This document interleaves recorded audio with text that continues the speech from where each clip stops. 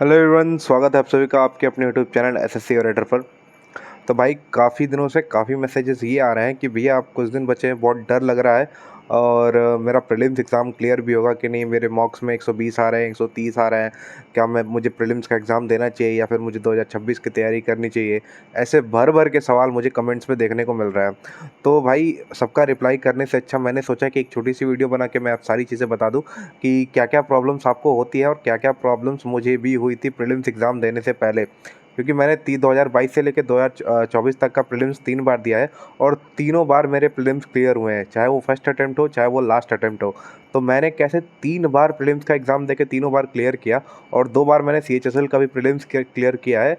तो टोटल मैंने 5 बार prelims clear किए हैं किसी भी एसएससी एग्ज़ाम्स के। तो आपको क्या चीज़ें प्रॉब्लम देंगी और क्या चीज़ें प्रॉब्लम हो रही होंगी, तो इस वीडियो में बात करूँगा। मैं पूरा डिटेल से बताऊँगा आपको और उसके साथ सॉल्यूशन भी बताऊँगा। तो आप लोग भी इस वीडियो से काफ़ी रिलेट कर पाओगे और आपकी भी फीलिंग्स वही होंगी जो मेरी फीलिंग्स हुआ करती थी। तो आप लोग वीडियो को पूरा देखिएगा और अगर चैनल पे नए होगे तो प्लीज़ चैनल को सब्सक्राइब जरूर कर दीजिएगा, ठीक है। तो चलिए लाइन बाय लाइन में एक एक चीज़ें मैं आपको बताऊंगा कि क्या क्या चीज़ें आपको फील हो रही होंगी इस टाइम पे, क्योंकि मुझे भी सेम चीज़ें फील हो रही थी। जैसे सबसे पहला प्रॉब्लम जो आ रहा होगा आपको कि आपके अब मॉक्स में स्कोर नहीं आ रहे होंगे। जैसे लोगों के मॉक्स में स्कोर डिक्रीज़ होते रहे, आपके भी मॉक्स के स्कोर अब धीरे धीरे डिक्रीज़ हो रहे होंगे। आप देख रहे होंगे कि किसी मॉक में कम स्कोर आ रहा है, किसी में ज़्यादा। मेनली अब कम ही आ रहा होगा स्कोर। फिर उसके बाद आपको प्रेशर फील हो रहा होगा। इस टाइम पे बहुत ज़्यादा आप प्रेशर फील कर रहे होगे कि आपको बार बार मॉक में भी आपको देखने को मिल रहा होगा कि बहुत प्रेशर फील हो रहा है, जैसे आप बैठ के भी सोचने लग जा रहे होगे, ठीक है। फिर अगली प्रॉब्लम जो आएगी, आप बार बार सोचने लग रहे हो कि पेपर का लेवल कैसा आएगा।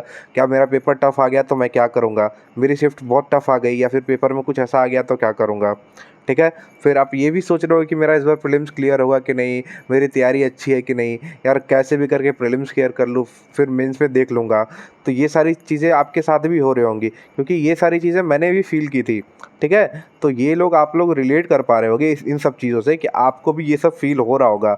हाँ, और हाँ, अगली बात करेंगे कि आपको इस बात का भी डर लग रहा होगा कि कंपटीशन बहुत हाई है, ठीक है। रिपीटर्स बार बार आएंगे, आ रहे हैं और कंपटीशन को बढ़ाए जा रहे हैं। तो ये भी देख के आपको फील हो रहा होगा कि कंपटीशन ही बहुत ज़्यादा है, ठीक है। ये सब तो प्रॉब्लम्स आपको हो रही होंगी। आप मुझे कमेंट बॉक्स में बताना कि इन सब प्रॉब्लम्स में से क्या क्या प्रॉब्लम्स आपको हो रही हैं।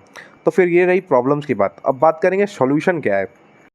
तो भाई पहली बात मैं ये कहूँगा कि देखो, अगर आपको ये सारी चीज़ें फ़ील हो रही हैं तो भाई आप अच्छी तैयारी कर रहे हो, ठीक है।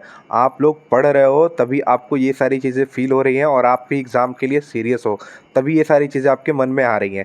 वरना आपको अगर कोई लेना ही देना नहीं होता, आप कंपटीशन से पहले ही बाहर रहते, आपको इन सब चीज़ों से कोई फ़र्क ही नहीं पड़ता। अगर आप ये वीडियो यहाँ तक देख रहे हो तो आपको भाई समझ में आ रहा होगा कि हाँ, आप एग्ज़ाम को लेके सीरियस हो और जो मैं बातें बता रहा हूँ वो आप लोग रिलेट कर पा रहे हो।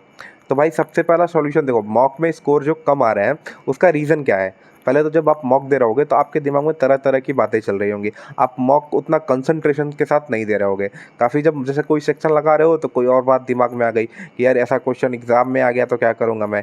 यार देखो, उस प्रेजेंट टाइम पे फोकस करना है। जैसे जो सवाल आपके सामने आ रहा है, मॉक हो चाहे वो एक्चुअल एग्जाम हो, उस पर फोकस करना है। क्या चीज़ें होंगी ये हमारे हाथ में नहीं है, क्या अभी आप कर सकते हो ये आपके हाथ में है। तो भाई जब भी आप मॉक दे रहे हो तो एनवायरनमेंट ऐसा बना के रखो कि जैसे आप रियल एग्ज़ाम दे रहे हो और आपका फुल कंसंट्रेशन केवल मॉक पे ही होना चाहिए। बाकी किसी चीज़ पे आप कंसंट्रेट मत करो, ठीक है। आसपास का एनवायरनमेंट ऐसा बना के रखो कि कोई आपको डिस्टर्ब मत करे, क्योंकि आप अपनी लाइफ का एक बहुत अच्छा पार्ट दे रहे हो, ठीक है। बहुत इंपॉर्टेंट चीज़ आप कर रहे हो, तो उस पे फोकस करो ना कि अदर चीज़ों पे। और घबराओ नहीं यार, किसी मॉक में कम स्कोर आ गया है, आप ही का नहीं आता है, सबका आता है। मेरे भी मॉक्स में कभी 100 120 नंबर भी आया है, ऐसा नहीं है। और जो टॉपर्स भी हैं आप उनसे भी पूछिएगा, जो जो रैंक 1 है चाहे रैंक 10 है चाहे कोई भी हो, उसका भी आप मॉक में पूछेगा तो कभी स्कोर 120 130, कभी कभी 190 तक स्कोर पहुंच जाता है उन लोगों का। लेकिन भाई ऐसा भी है कि कभी कभी उनका 125 नंबर भी स्कोर आया मॉक में। तो इससे नहीं घबराना है भाई, ठीक है। आपका अगर कंसेप्ट क्लैरिटी है, आपका सिलेबस कंप्लीट है, तो भाई कुछ कुछ चीज़ें ऊपर नीचे होंगी तो उससे मत घबराओ, ठीक है। और प्रेशर फील कर रहे हैं, जैसे फैमिली का प्रेशर फील कर रहे होगे, सोसाइटी का प्रेशर फील कर रहे होगे, तो ये सब चीज़ें छोड़ दो। क्योंकि प्रेशर जो है ना आपका एग्ज़ाम ख़राब कर देगी। क्योंकि यार देखो, सोसाइटी या फिर कोई और आपको क्या आप अचीव कर रहे हो क्या नहीं कर रहे हो इससे कोई मतलब नहीं रखता है। कोई सब आपकी सक्सेस देखेगा, आपकी मेहनत नहीं। आपके हाथ में केवल मेहनत करना है, तो आप अपना मेहनत पे फोकस करो ना, दूसरी चीज़ों पे मत फोकस करो कि लोग क्या कहेंगे, क्या सोचेंगे, फैमिली वाले क्या करेंगे। यार देखो, फैमिली जिसकी भी होती है वो आपको कहीं ना कहीं सपोर्ट करेगी कुछ भी किसी भी कंडीशन में, लेकिन अगर आपने मेहनत नहीं करी है तो भाई कोई सपोर्ट नहीं करेगा। तो आपका मोटिव मेहनत करना है, ना कि ये सब चीज़ें सोच के अपना टाइम बर्बाद करना है। तो भाई मैं यही कहूँगा कि प्रेशर मत फील करो, जो होगा देखा जाएगा। केवल यही एग्ज़ाम नहीं है, अगली बार फिर एग्ज़ाम आना है, अगली बार और अच्छी तैयारी करेंगे, क्योंकि मैं भी 2 बार 3 बार प्रीलिम्स क्लियर करने के बाद मेरे से मेंस क्लियर नहीं हुआ। तो ये भाई ये चीज़ें होती हैं, तो इनसे आपको घबराना नहीं है। फिर जो नेक्स्ट प्रॉब्लम आपको आ रही है कि बार बार आप दिमाग में सोच रहे होगे कि यार मेरे शिफ्ट का पेपर अगर टफ आ गया तो मैं क्या करूँगा, मैं बिगनर हूँ, मेरी तैयारी उतनी अच्छी नहीं है, अगर मेरी शिफ्ट बहुत टफ आ गई तो मैं कैसे उसको हैंडल करूँगा। तो भाई देखो, ये आपके हाथ में नहीं है, ठीक है। ये पेपर का लेवल टफ है या ईजी है ये आपके हाथ में नहीं है, वो एग्ज़ाम हॉल में आपको पता चल जाएगा कि आपका पेपर कैसा है। तो भाई पेपर जैसा भी आएगा आपको उसको कामली हैंडल करना है, केवल आपके लिए ही पेपर टफ नहीं आएगा, सबके लिए पेपर टफ आएगा, ठीक है। उसका फ़ायदा नॉर्मलाइजेशन में देखने को मिल जाएगा। नॉर्मलाइजेशन जो बनाया गया है इसीलिए बनाया गया है कि किसी का पेपर अगर बहुत ज़्यादा टफ आ जा रहा है तो उसको नॉर्मलाइजेशन में फ़ायदा मिलेगा। मोटिवेशन के लिए आप पिछले साल का भी देख सकते हो, कोई शिफ्ट जो सबसे टफ आई थी उसमें लोगों के 20-20 21-21 नंबर बढ़ गए थे, ठीक है। तो आपका भी पेपर अगर बहुत टफ आएगा तो आपका स्कोर 120-25 अगर है तो उसमें आप जोड़ के चलो कि आपका स्कोर फाइनल 145-46 हो जाएगा, ठीक है। तो इन सब चीज़ों से नहीं घबराना है कि पेपर का लेवल टफ आएगा क्या आएगा, ये सब अभी से सोच के आप क्यों अपने आप को डिमोटिवेट कर रहे हो। तो भाई ये सब चीज़ें भी दिमाग से निकाल दो कि पेपर कैसा आएगा कैसा नहीं आएगा, जो आएगा हमने पढ़ा है, हमने तैयारी की है, हम करके आएंगे, ठीक है। तो ये भी दिमाग से निकाल दो कि पेपर का लेवल, ये सब सोचना बंद कर दो एकदम। और कुछ कैंडिडेट्स ऐसे हैं जो अभी से इतना डर रहे हैं कि उनका प्रीलिम्स क्लियर होगा कि नहीं होगा, बार बार यही सोच रहे हैं कि यार इस बार प्रीलिम्स क्लियर होगा कि नहीं होगा, कैसे मैं मेंस दूंगा। फिर यार एक बात बताओ, प्रैक्टिकल बात बताओ, अगर आपको इस बात से घबराहट हो रही है कि आपका प्रीलिम्स क्लियर होगा कि नहीं होगा, तो आप मेंस कैसे दोगे। यार प्रीलिम्स तो चलो 200 नंबर का है, प्रीलिम्स केवल क्वालिफाई करना है, लेकिन फाइनल सिलेक्शन तो आपका मेंस से होगा ना। तो अभी से आप प्रीलिम्स के लिए ही डर रहे हो, तो आप प्रीलिम्स को पास करने के बाद मेंस में क्या करोगे। आपका मोटिव प्रीलिम्स क्लियर करना तो नहीं है ना, आपका मोटिव तो भाई जॉब लेना है। और जॉब कैसे मिलेगी आपको, मेंस में अच्छी मार्क्स स्कोर करके अच्छा रैंक लाने पे मिलेगा। तो भाई आप अभी से इतना डरोगे प्रीलिम्स से ही, तो आप मेंस की तैयारी कैसे करोगे।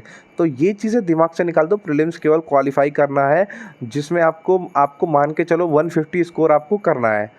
तो ऐसा कुछ भी फील मत करो कि यार प्रीलिम्स होगा कि नहीं होगा, नहीं होगा तो अगला अटेम्प्ट देंगे, दूसरा एग्ज़ाम देंगे, केवल सीजीएल का एग्ज़ाम थोड़ी देना है। यार ऐसे अपने आप को बहुत ज़्यादा प्रेशराइज मत करो कि बार बार सोच सोच के कि यार प्रीलिम्स इस बार करूँगा कि नहीं होगा, फिर अगला अटेम्प्ट देना चाहिए, या फिर तैयारी करते हुए मुझे 2 साल हो गए, मेरा स्कोर नहीं आ रहा है, लास्ट टाइम भी मैं फ़ेल हो गया था, इस बार भी मैं फ़ेल हो जाऊँगा।